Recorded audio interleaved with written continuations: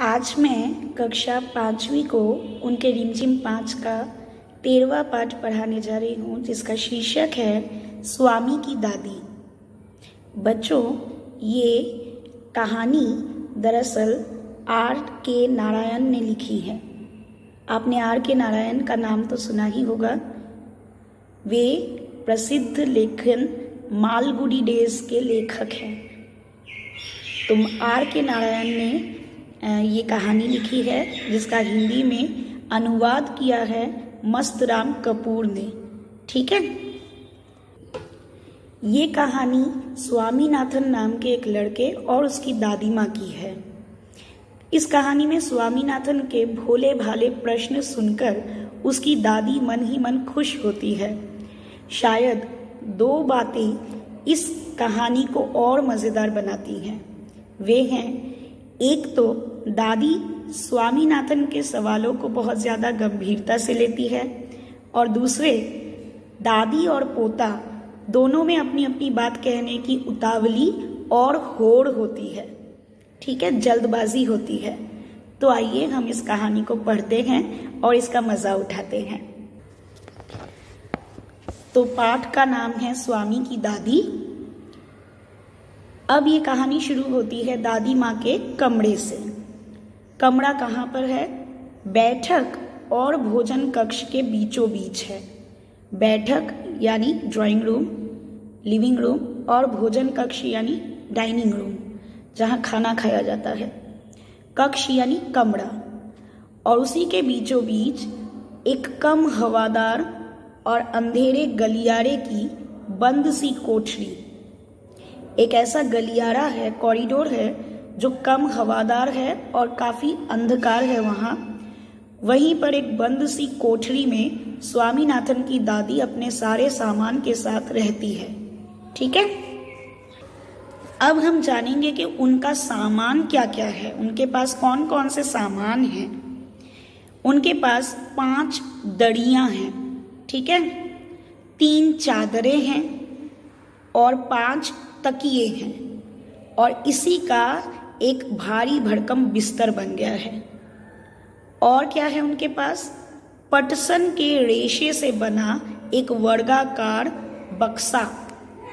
ठीक है, पटसन के रेशे यानी जूट और उसके फैब्रिक से बना, फाइबर्स से बना वर्गाकार यानी चौकोर बक्सा यानी बॉक्स, या कह सकते हो कुछ चीजें रखने का एक बड़ा सा सूटकेस।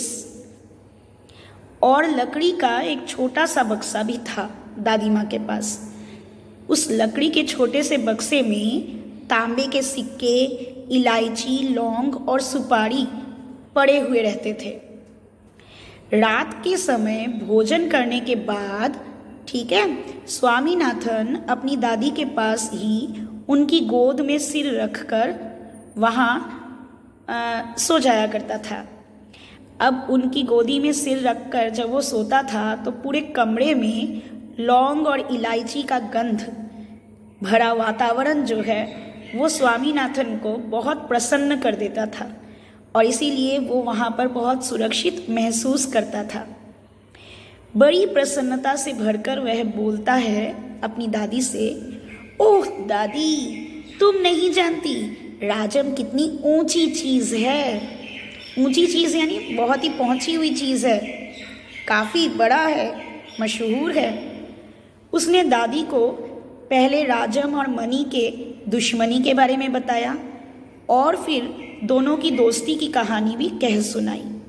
यानी स्वामीनाथन की कक्षा में राजम और मणि नाम के 2 लड़के हैं। वो पहले तो दुश्मन थे, बाद में वे दोस्त बन गए।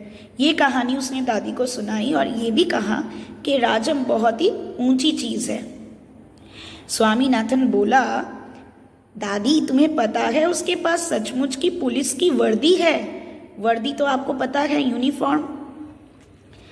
दादी ने पूछा, सच? उसे पुलिस की वर्दी क्यों चाहिए? तब स्वामीनाथन ने बताया कि उसके पिता पुलिस अधीक्षक हैं, यानी बहुत बड़े अफसर हैं। वह यहाँ की पुलिस के सबसे बड़े अफसर हैं। दादी तो सुनकर काफी प्रभावित हुई।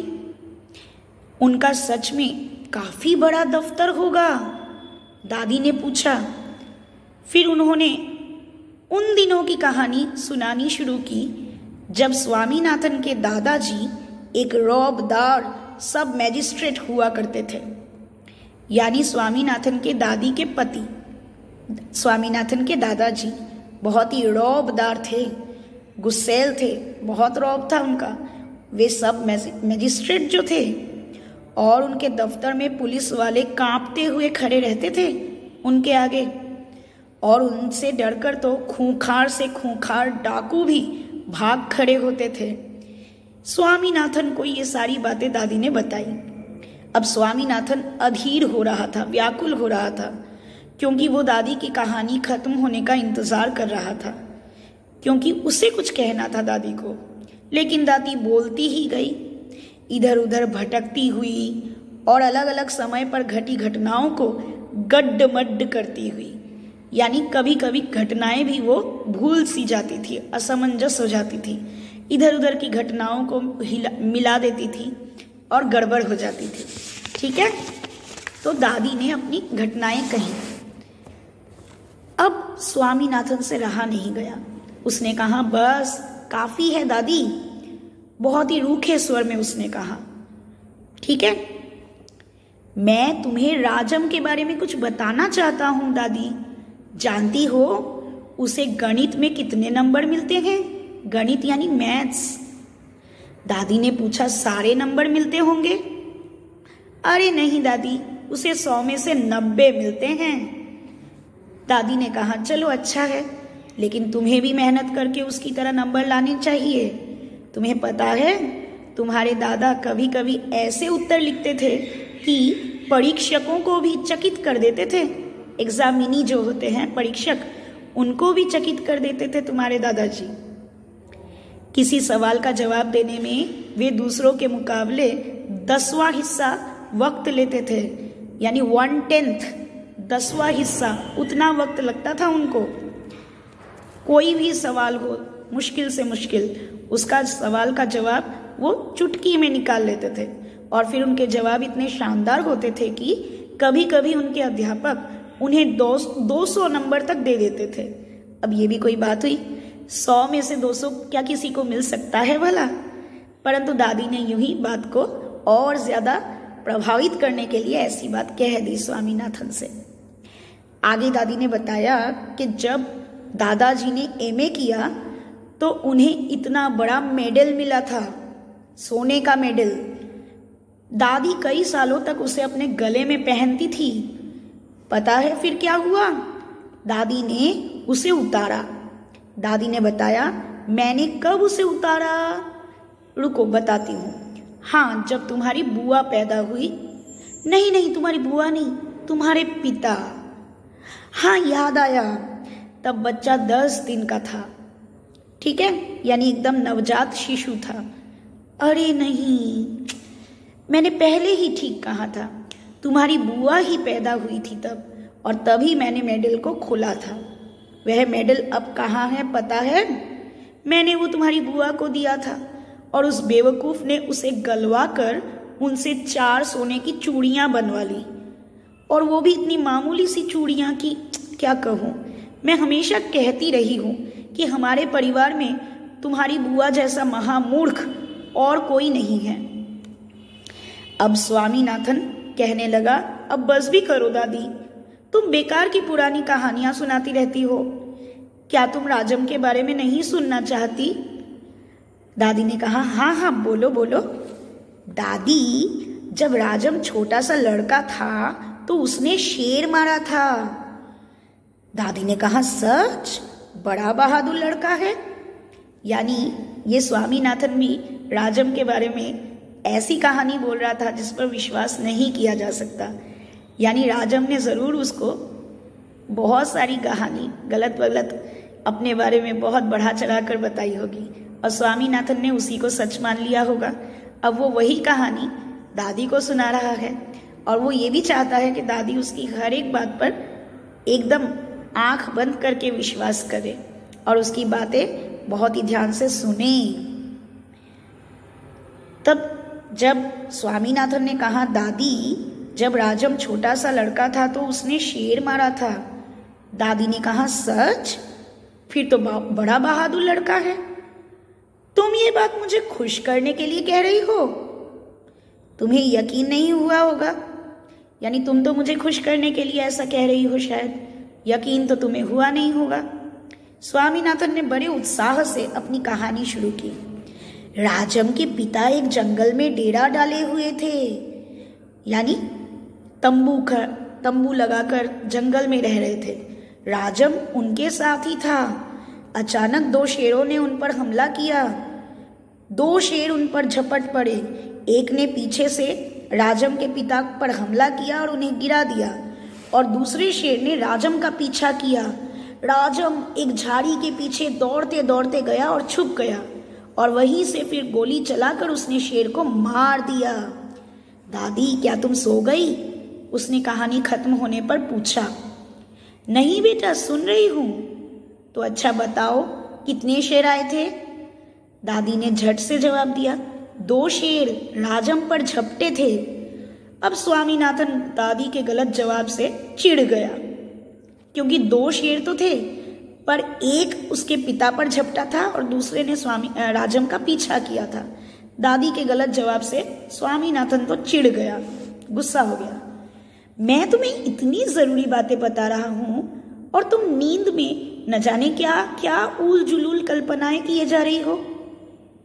अब मैं तुम्हें कुछ नहीं बताऊंगा दादी। मैं जानता हूं तुम क्यों ऐसा कर रही हो। तुम राजम को पसंद नहीं करती ना? नहीं नहीं, वह तो बहुत प्यारा लड़का है, दादी ने बड़े विश्वास से कहा। हालांकि दादी ने कभी राजम को नहीं देखा था। स्वामीनाथन दादी की बात से बहुत खुश हो गया। दूसरे ही क्षण उसके मन में एक नया संदेह पैदा हुआ। दादी, शायद तुम्हें शेर की कहानी पर विश्वास नहीं हो रहा है। दादी ने अपने स्वर में मिठास भरकर कहा, नहीं, मैं एक एक शब्द पर विश्वास करती हूँ।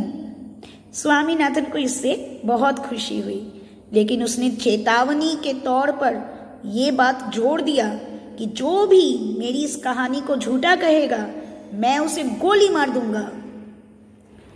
या जो भी राजम की कहानी को झूठा कहेगा, राजम उसको गोली मार देगा। ठीक है? दादी ने इसका समर्थन किया, हाँ में हाँ मिलाई, और फिर दादी ने स्वामीनाथन को हरिश्चंद्र की कहानी सुनाई। सुनाने की बात कही। हरिश्चंद्र एक राजा थे जिसने अपने वचन का पालन करने के लिए अपने सिंहासन को, अपनी पत्नी को और यहाँ तक कि अपने बच्चे को भी खो दिया था, और अंत में उसे सब कुछ फिर से वापस मिल गया था। उसने कहानी आधी ही सुनाई थी। किसने? दादी माँ ने कहानी आधी ही सुनाई थी कि उन्होंने देखा कि स्वामीनाथन खर्राटे ले रहा है, यानी सो गया है और ही वॉज स्नोरिंग, वो खर्राटे ले रहा है। दादी भी रुक रुक कर बोलने लगी, थोड़ा थोड़ा बोलने लगी, क्योंकि वो भी अब नींद में थी। फिर वो भी धीरे धीरे सो गई। तो ये थी कहानी स्वामी की दादी, यानी स्वामीनाथन की दादी, जिसे लिखने वाले का नाम है R.K. नारायण। ठीक है? और इसका हिंदी में अनुवाद किया है, क्योंकि ये दक्षिणी भाषा में लिखी गई है, दक्षिण भारतीय भाषा में। इसका बाद में हिंदी में अनुवाद किया है मस्तराम कपूर ने। तो अगर आपको ये वीडियो अच्छी लगी हो तो इसको लाइक करना और मेरे चैनल को सब्सक्राइब ज़रूर करना।